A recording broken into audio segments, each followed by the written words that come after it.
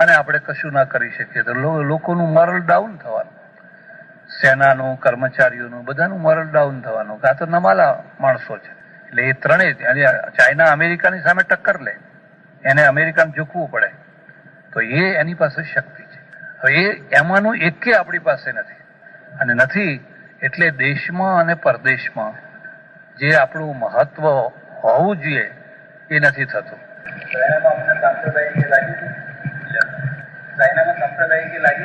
આમ શું છે કે ચાઇનામાં ખરેખર તો 90% પ્રજા ધાર્મિક નથી, 10% જ પ્રજા ધાર્મિક છે.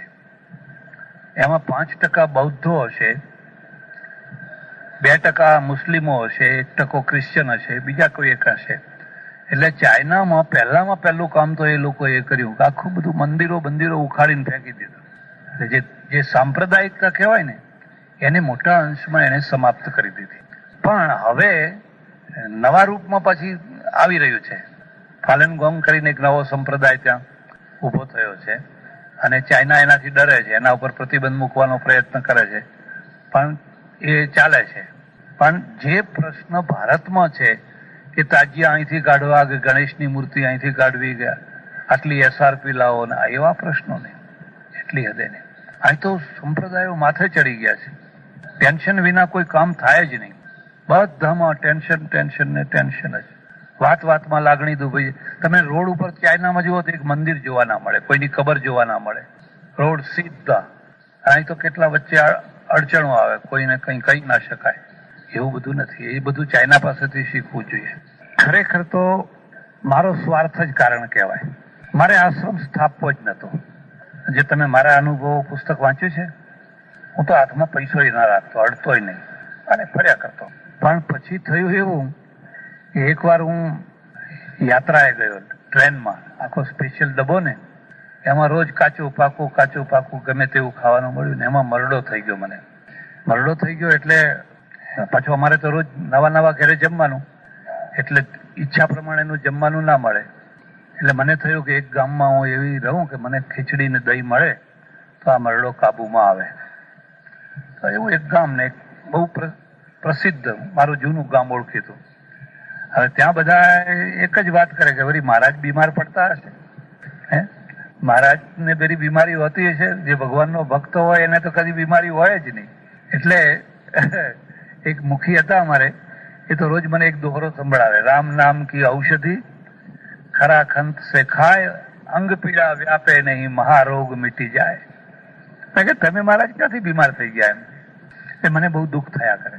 અને એમ થાય કે જો મારી પાસે નાનો સરખો એક ઓરડો હોય, એક રૂમ જેવું હોય, તો સુખે દુઃખે આપણે એમાં પડ્યા રહીએ. ખીચડી ખાવી હોય તો ખીચડી ખાઈએ. હવે આ પરાધીન જીવન રોજ પેલા ભાઈ બોલાવા આવે ત્યારે એના ઘેર જમવા જાઓ, પેલા ભાઈ બોલાવા આવે ત્યારે એના ઘેર જમવા જાઓ. એને મરચું નાખ્યું હોય, કોઈ ના નાખ્યું હોય, કોઈએ કંઈ કર્યું હોય. તો આ બધામાંથી છૂટવા માટે મેં મારો આ ઓરડો બાંધવાનું નક્કી કર્યું. એક અને બીજું કે હું કાશીથી જયારે ગુજરાતમાં આવ્યો તો મારી પાસે સંસ્કૃતના ઘણા જૂના પુસ્તકો હતા, પેટીઓ ભરીને. હવે મારે પુસ્તકો રાખવા ક્યાં? કોઈના ઘેર રાખું તો એનો કોઈ ઉપયોગ ના થઈ શકે, પેટીમાં પડ્યા રહે તો. એટલે એક એવી ઈચ્છા પણ હતી કે એક નાનો સરખો આશ્રમ હોય તો આ પુસ્તકો પડ્યા રહે, અને કંઈથી ફરીને આવીને હાજા માદા હોય તો આપણે સ્વતંત્ર રીતે પોતાના ઘરમાં રહી શકીએ. આ મારો સ્વાર્થ હતો. પછી ક્રમે બધું વધતું ગયું, એની મેળે આપોઆપ બધું થતું ગયું, વધતું ગયું. આપણે સમાજ અને વકીલ, સમાજ અને ડોક્ટર એ પુસ્તકો લખેલા છે. તો આપ સમાજ અને રાજકારણી કે જેમને ખરેખર સંદેશની જરૂર છે, એ લોકો માટે સંદેશ પહોંચાડવાનું પુસ્તક કેમ લખતા નથી? ખરેખર જે આપણે સમાજ કરીને પુસ્તક છે ને, એ 20-22 વર્ષ પહેલા સદવિચાર પરિવાર તરફથી મનનો જમણવાર કરીને એક 8 દિવસનો કાર્યક્રમ રાખેલો, અને 8 દિવસના કાર્યક્રમમાં આ 8 જુદા જુદા વિષયો રાખેલા. એ જે પ્રવચનો કરેલા એ પ્રવચનોનું સંકલન કરીને એ પુસ્તક બનાવેલું છે. એટલે સદવિચાર પરિવારે એ સમય એટલે 22 વર્ષ ઉપર જે વિષયો આપેલા, શિક્ષક અને સમાજ, સાહિત્યકાર અને સમાજ, ધર્મગુરુ અને સમાજ, એ બધા વિષયોની એમાં થોડી ચર્ચા કરેલી. તમે કહો છો એ વાત સાચી છે કે આજે શાસક અને સમાજ, શાસન કરનાર એવા બધા ઘણા વિષયો છે આજે જે નવા ઉમેરી શકાય. હવે એનો કોઈ વાર કઈ યોગ આવે ને કઈ થાય ત્યારે વાત. હા છે ને, બધાને જરૂર છે, એમને તો ઘણી જરૂર છે, પણ એ એટલી જાડી ચામડીના હોય છે કે સંદેશની અસર થતી જ નથી. ખરું છે? હા, નથી એવું નહીં. એ તો ઉપદેશ દેવો હોય તો આપણને સારામાં સારો ઉપદેશ આપી શકે, પણ ગૂંચવું એવું કોકડું એવું ગૂંચવાયેલું છે કે તમે રાજકારણમાં જાઓ કે હું જાઉં ને તો મારે એ ધંધામાં પડવું પડે જો ટકવું હોય તો. આખી પરિસ્થિતિ એવી થઈ ગઈ છે. તમારે જો ચૂંટણીમાં જીતવું હોય તો દારૂ પીવડાવવો જ પડે લોકોને રાજી કરવા માટે. તમે એકદમ જો સિદ્ધાંતવાદી થાવ તો હારી જાઓ. એચ.એમ. પટેલ હારી ગયેલા બધા. હા હા, કોઈ પણ જગ્યા ખરી વાત છે. હા, પણ એ જ દશા છે, એ જ દશા. જે સાચા માણસો છે એમને બહુ સહન કરવું પડે, ફેંકી જ જવું પડે. હા, ખરી વાત છે. હા, બરાબર છે.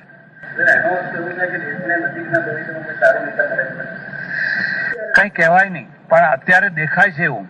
જે કઈ દેખાય છે એમાં કોઈ એવું દેખાતું નથી. પણ આ કામ કેવી રીતે કોઈ વાર ઓચિંતાનું ન ધારેલો માણસ આગળ આવી જાય અને એ વાતાવરણ ઊભું કરે. અમેરિકામાં, બ્રિટેનમાં એક વાતાવરણ છે, તમે સત્ય બોલીને જ ત્યાં જીવી શકો, અને અહીંયા અસત્ય બોલ્યા તો મર્યા સમજો. હૃદય સાથે જોડાયેલા નથી, ધર્મ સાથે સંકળાયેલા, તો વધારે સમય ખાસ કરીને કોલેજના છોકરાઓ એમને વધારે પડતો એમના ઉપદેશ આપો અથવા એમની સાથે વાર્તાલાપ કરો તો વધારે સારું પરિણામ એવું નથી લાગતું. ખરેખર તો હું પોતે પણ એક સંપ્રદાય સાથે જોડાયેલો હતો. હું પરંપરાથી શંકરાચાર્યની પરંપરામાં દીક્ષિત થયેલો. ખ્યાલ આવે? એટલે શંકરાચાર્યનો અદ્વૈતવાદ છે, બરાબર. પણ કાશીમાં 11 વર્ષ રહીને હું જે ભણ્યો એ અદ્વૈતવાદ જ ભણ્યો. અદ્વૈતવાદ ઠેઠ સુધી વેદાંતના બધા મોટા મોટા ગ્રંથો સુધી બધું ભણ્યો. અને એ ભણ્યા પછી મને લાગ્યું કે આ આખી વાતો બિલકુલ લોજિક નથી અને હિતકાર્ય નથી, યોગ્ય પણ નથી. ત્યાં ઘણી ચર્ચા વિદ્વાનો સાથે કરું, મોટા મોટા પંડિતો સાથે કરું, પણ મને કોઈ જગ્યાએ સંતોષ ન થયો. એટલે પણ મારા ગુરુજી પરંપરાથી અદ્વૈતવાદી હતા, શંકર વેદાંતી હતા, એટલે એમના માન ખાતર હું કશું બોલ્યો નહીં. હું ઘણી વાર કહું કે મને આ સિદ્ધાંત ગળે ઉતરતો નથી, પણ પછી કે અચ્છા એવું તો આગળ તને સમજાશે એમ કંઈ કરે. પછી એ દેવ થઈ ગયા અને પછી હું સ્વતંત્ર થયો. પછી જે અધ્યયન કર્યું એમાં મને લાગ્યું કે એક તરફ અદ્વૈતવાદ, બીજી તરફ વર્ણવાદ અને ત્રીજી તરફ પલાયનવાદ. ખ્યાલ? અદ્વૈતવાદે શું કર્યું કે લોકોને આખી ઇહલોકના જે પ્રવૃત્તિ છે એના ઉપરથી મન ઉઠાવી દીધું. આ જગત તો મિથ્યા છે, ત્રણેય કાળમાં નથી. પછી વર્ણવાદ આવ્યો. વર્ણવાદ એ અર્થમાં કે બ્રાહ્મણ જ સુપર છે. શંકરાચાર્ય ગીતા ભાષ્યમાં શરૂઆતમાં જ લખ્યું છે, લોકાન ઉદ્ધરતુ કામો ભગવાન વાસુદેવ દેવક્યામ કિલ સંબભૂવ ધર્મ રક્ષણાર્થમ રક્ષિતે હિ બ્રાહ્મણે રક્ષિતા સર્વે. વર્ણાશ્રમ ધર્મનું રક્ષણ કરવા માટે ભગવાન દેવકીમાં વાસુદેવ થઈને જન્મ્યા.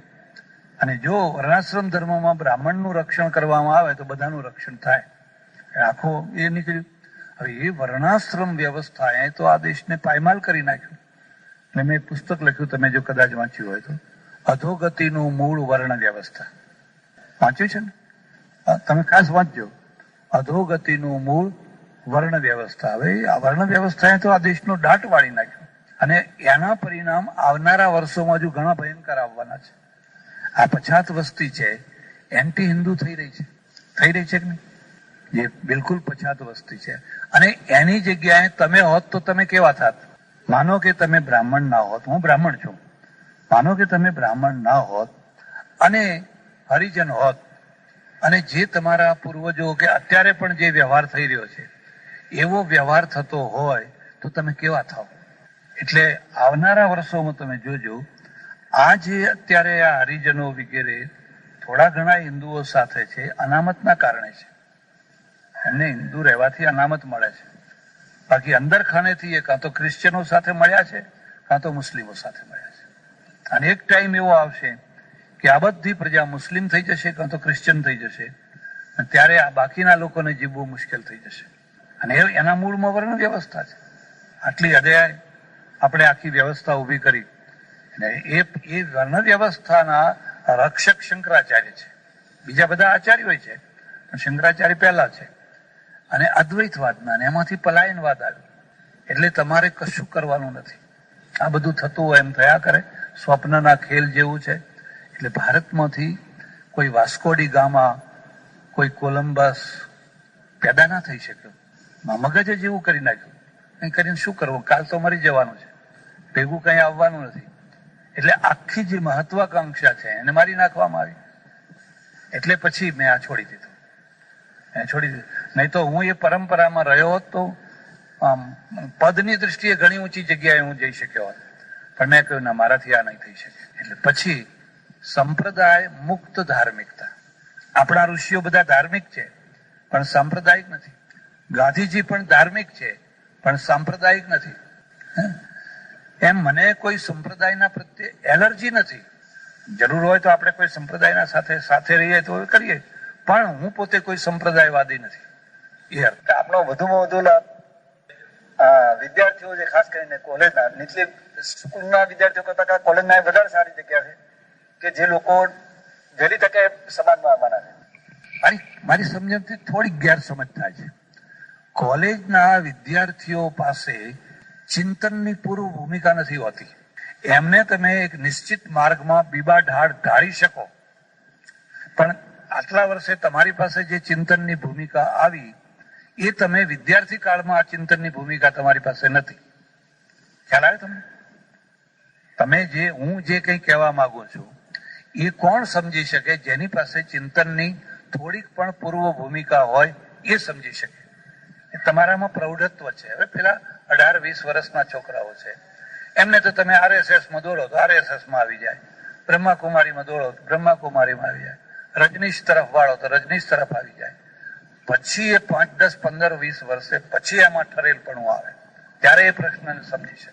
એમ અત્યારે આપણે કોઈ પંથ કે કોઈ એવો કલ્ટ ઉભો કર્યો હોય અને એમાં બધાને દોરી દો તો એ થઈ શકે, પણ જે રીતે મુક્ત ચિંતનની વાત આપણે કરીએ છીએ એ કોલેજના વિદ્યાર્થીઓને સૂટ ના થઈ શકે. આવું મારું માનવું છે. ખ્યાલ આવ્યો? કોઈ વાત નહીં. આજે तारीख 11/9/2001. आपका शुभ नाम? जीवनदास. जीवतदास. अच्छा. कहाँ सूरत रहते हैं? श्री कबीर निर्णय मंदिर. कबीर निर्णय मंदिर खंडवा डिस्ट्रिक्ट में रहते हैं. अच्छा, कहिए. अभी एक और तो मुझे बहुत ही खुशी होती है कि जहां मैं देखता हूं कि विज्ञान के इस युग में बहुत कुछ ये जो धर्म के नाम पर ढकोसला चल रहा है, इसका धर्म का नाम पर जो ऐसा बादल छाया ज्ञान का, ये साफ होता दिखाई देता है. दूसरी ओर मैं देखता हूं कि इस युग में भी धर्म के नाम पर ही अज्ञान इतना गहरा जड़ जमाता जा रहा है. तांत्रिकों का बोलबाला, अवतारवाद और पता नहीं क्या क्या. तो ये सब क्यों हो रहा है? इसका मूल कारण क्या है और इसको कैसे दूर किया जा सकता है? इस विषय में मैं आपसे निवेदन करूं. ऐसा है, मेरा ऐसा ख्याल है कि भारत में विज्ञान का जो प्रभाव है अभी बहुत अल्प है. माने बहुत थोड़े से लोग जो पढ़े लिखे हैं उनमें थोड़ी विज्ञान की धारणा जम रही है. बाकी तो पूरा देश जो है वो कल्पना में जी रहा है, धार्मिक कल्पनाओं में. आप देखिए कि विज्ञान पढ़ने वाले, पढ़ाने वाले, समझने वाले, समझाने वाले कितने लोग हैं. फिर भी एक वर्ग ऐसा तैयार हो रहा है जो विज्ञान का सहारा लेता है और जल्दी से कोई ऐसी वैसी बातों को नहीं मानता है. लेकिन जो धर्म का प्रचार है वो विज्ञान के प्रचार की तुलना में तो बहुत ज्यादा है. और धर्म के नाम पर आप जैसे कहते हैं वैसे लोगों संप्रदायों का और भी कई कल्पनाओं का, व्यक्ति पूजा का और ऐसी कई बातों का प्रचार होता है. और ये प्रचार जो है चमत्कारों के द्वारा ज्यादा होता है.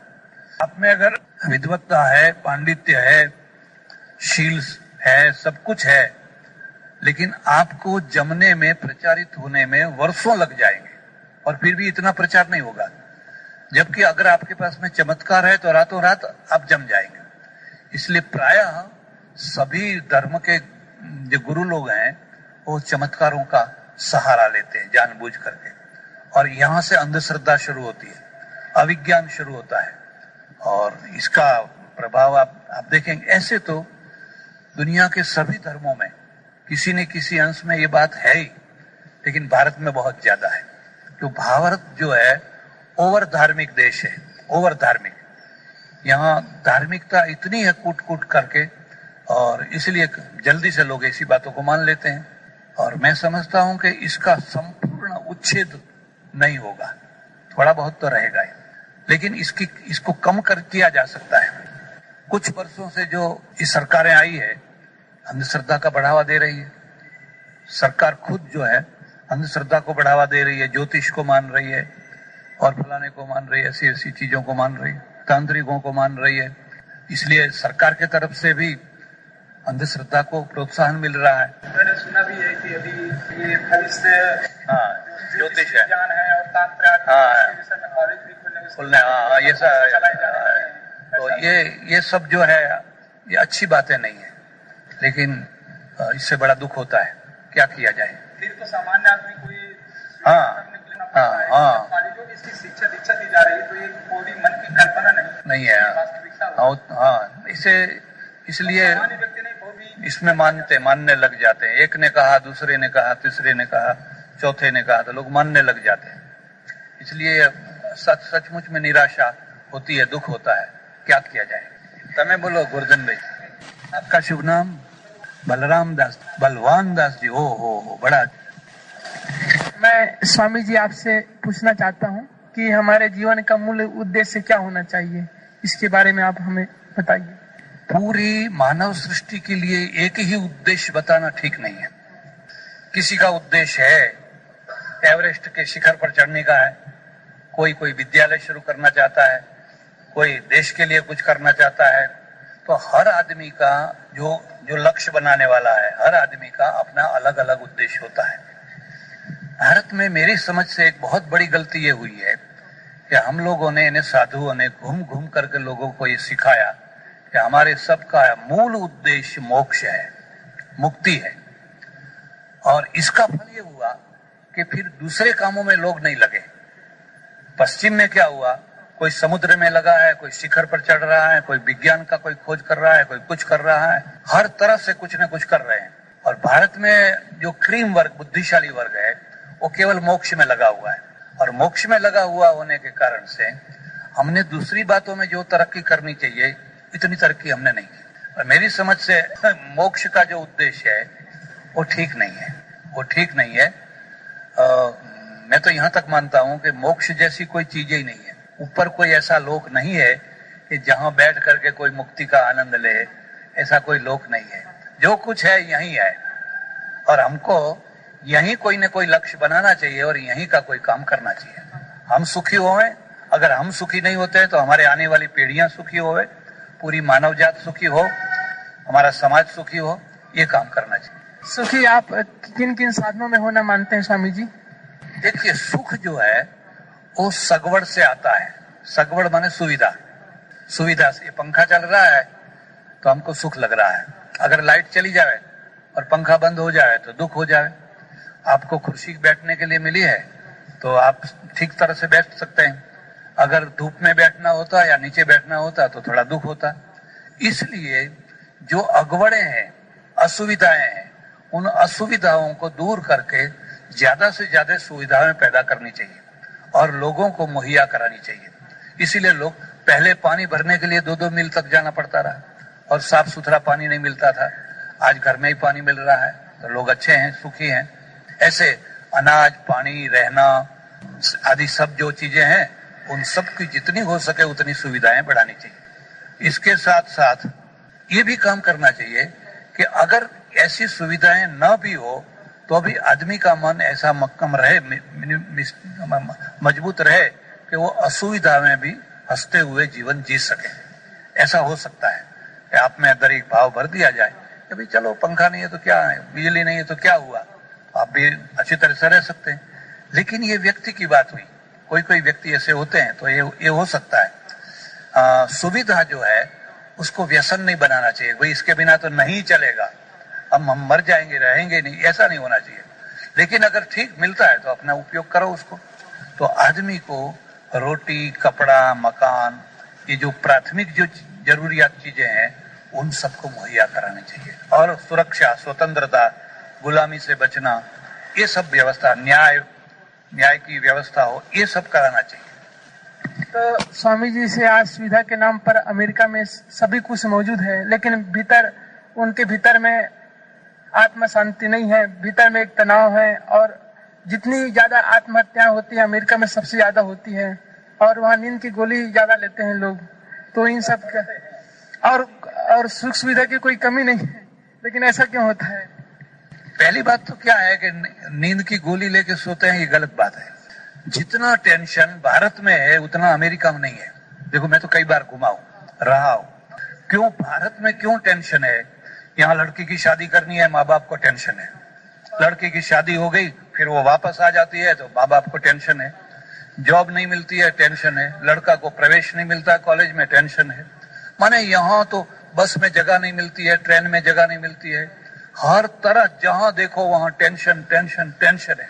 अमेरिका में इतना टेंशन नहीं है। लड़की अपने आप शादी कर लेती है, लड़का अपने आप जॉब खोज लेता है, उसको जहां जैसा करना हो कर सकता है। माँ बाप को उतना टेंशन नहीं है। इसलिए यहाँ जो लोग कोरा अध्यात्म का प्रचार करते हैं, कोरे अध्यात्म का हम लोग अध्यात्मवादी हैं, इन लोगों ने अमेरिका के बारे में गलत फहमी फैलाई है। मैं तो वहां खूब घुमा हूं, रहा हूं। वो लोग नाचते हैं, कूदते हैं, आनंद से रहते हैं।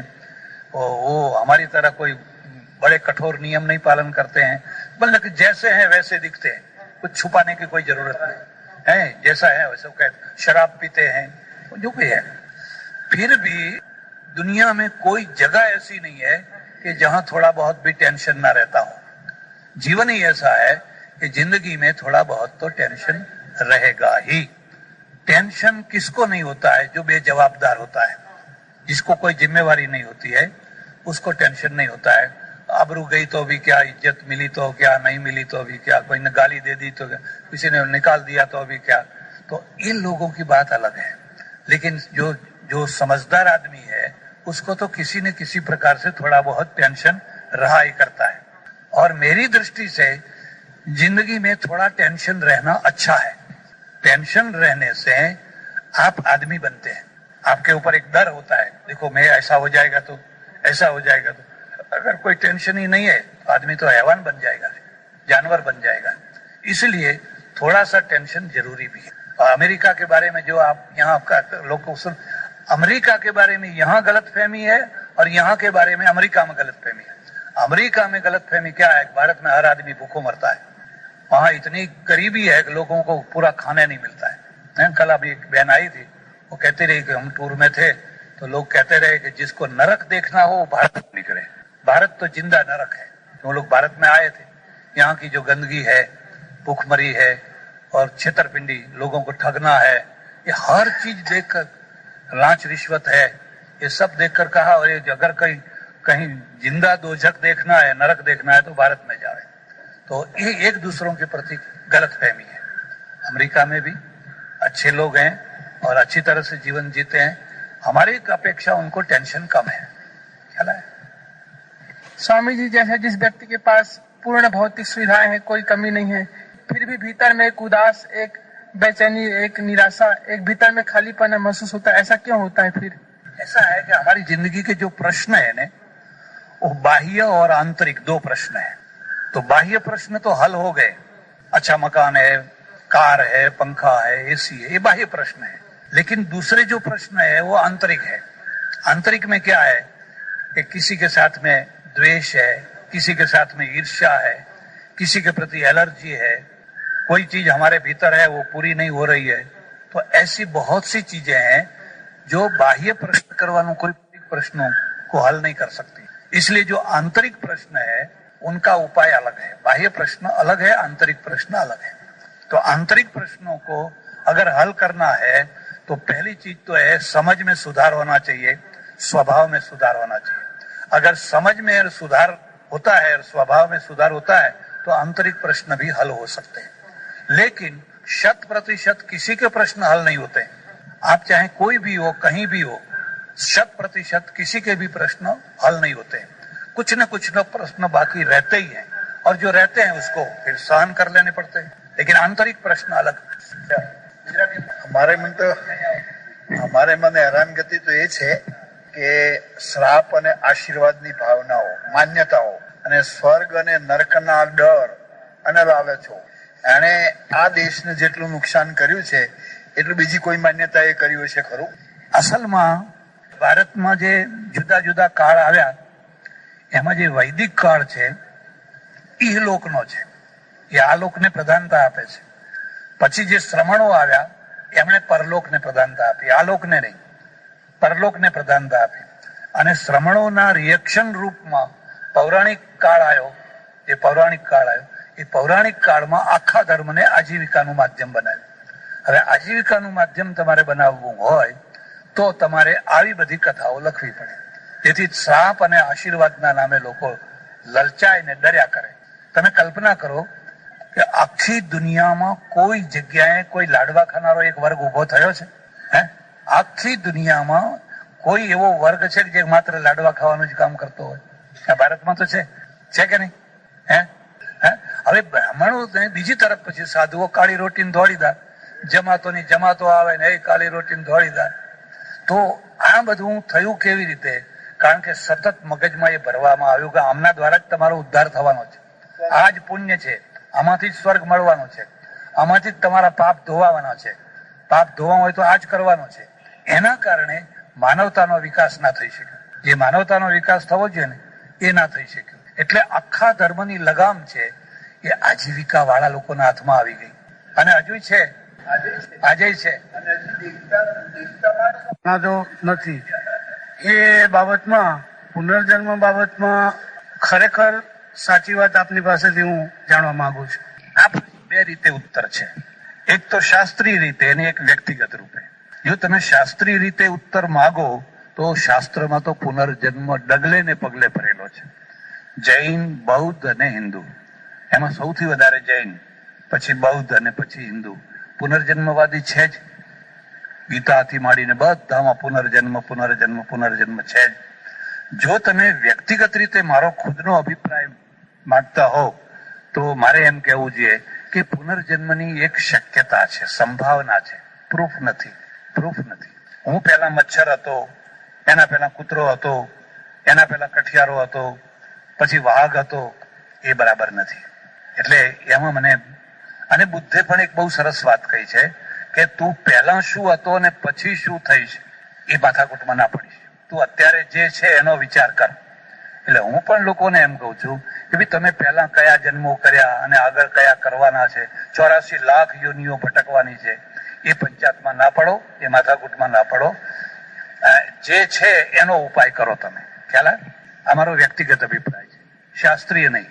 બરાબર, આપનો અભિપ્રાય બરોબર છે, પણ સામાન્ય રીતે મુમુક્ષુ છે, જેને મુમુક્ષુ કહેવામાં આવે છે, અથવા જે ખરેખર મુમુક્ષુ છે, તો એને સાચી સમજણ કઈ દિશામાંથી મળે? આપની પાસેથી એ જાણવા માંગુ છું કે પુનર્જન્મની વાત જે છે તો પછી પાપ અને પુણ્યનો પણ વિચાર આવશે, તો પાપ અને પુણ્યની વ્યાખ્યા આપણે કઈ રીતે સમજવી એ મગજમાં ઉતરતું નથી. એટલા માટે હું આપની પાસે વધારે ખુલાસો કરવા માંગુ છું. પુનર્જન્મવાદી ન હોવા છતાં ક્રિશ્ચિયનો પાપને માને છે, પુણ્યને માને છે. મુસ્લિમો પાપ અને પુણ્યને માને છે. તમે ક્રિશ્ચિયનોને જોશો તો એમનો આખો ઉપદેશ પાપ આધારિત હોય છે. ક્રિશ્ચિયનોનો ઉપદેશ જ પાપ આધારિત હોય છે કે તમે જે સિન કર્યા, પાપ કર્યા છે, એ જીસસ જ માફ કરી શકે. જીસસના શરણાથી જ તમને એમાંથી છુટકારો મળી શકે. એટલે પાપ પુણ્ય એ પણ માને છે. પુનર્જન્મવાદી ન હોવા છતાં પણ મુસ્લિમો પણ તોબા કરીને માફી માંગે છે અલ્લાહની. એટલે પુનર્જન્મ ન હોય તો પણ પાપ પુણ્ય તો રહે જ છે. અને પુનર્જન્મવાદી હોવા છતાં પણ આપણા ત્યાં પાપ પુણ્યનો ડર દુનિયામાં ઓછામાં ઓછો અહીંયા છે. જેટલું અનિષ્ટ અહીંયા થાય છે તમને ખબર હશે, એક જૈન વાણિયાએ 12 કરોડ રૂપિયાની ગાયની ચરબી વેજીટેબલમાં ફેરવી દીધેલી, ઘીમાં નાખી દીધેલી, અને અત્યારે કેટલી નાખતા હશે? અને એ બધા પાપ પુણ્યમાં માને જ છે, પણ છતાં આવા બધા કામ થાય છે. એ દૃષ્ટિએ જેટલા બ્રિટેન, અમેરિકા કે આ યુરોપિયનો વધારે પ્રામાણિક છે એટલા પ્રામાણિક આપણે નથી, અને છતાં આપણે પાપ પુણ્ય બધું માનીએ છીએ. પણ ખરી વાત મારી દ્રષ્ટિએ એ છે કે તમારું લક્ષ્ય છે ને એનું પહેલેથી નક્કી ના કરો. તમે ચાલો, સાચા રસ્તે ચાલો એટલે એ લક્ષ્ય પ્રાપ્ત થવાનું જ છે. અમદાવાદનો રોડ પકડી લો અને અમદાવાદનો રોડ પકડશો તો ધીમે ચાલશો તો મોડું, અને ઉતાવળે ચાલશો તો વહેલું, પણ અમદાવાદ મળવાનું જ છે. પણ અમદાવાદનો રોડ પકડ્યા વિના એટલે સાચા રસ્તે ચાલ્યા વિના આપણે અમદાવાદ કરીએ તો અમદાવાદ મળે નહીં. ખ્યાલ આવ્યો? એટલે તમને મુમુક્ષુ ભલે હોવા જ જોઈએ મુમુક્ષુ, પણ મુમુક્ષુ માટેની જે છેલ્લી વાતો છે એના ઉપર બહુ ભાર નહીં મૂકવાનો. આપણે પગના અંગૂઠાથી ચાલુ કરવાનું. તો આ બાજુમાં ખસી જવાનું. એવું છે કે જ્યાં કાંકરા આવતા હોય ત્યાંથી તમે બાજુમાં ખસી નથી. બરાબર છે, પણ કહું આપને, કોઈ પણ સાધના અડચણ વિનાની હોય જ નહીં. તમે સત્યની સાધના કરો તો સૌથી વધારે અડચણો સત્યના માર્ગે આવે. જો સત્યના માર્ગે ચાલવું હોય તો સૌથી વધુમાં વધુ અડચણો સત્યના માર્ગે આવશે.